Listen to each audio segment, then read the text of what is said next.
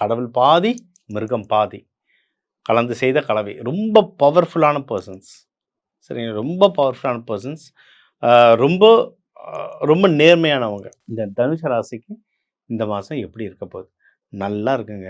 உங்களுக்கு வந்து குரு எல்லாரும் சொல்லுவாங்க, சார் குரு பார்க்குறாரு ஓஹோன்னு வந்துருவீங்கன்னு. ஆனா சின்ன சின்ன தடங்கள் வரும். ஏன்னா, நம்ம சனி பகவானும் பார்த்துட்டுருக்காரு. அப்பன்னா என்ன? தடங்கள் வரும். ஆனா நீங்க வின் பண்ணுறீங்க.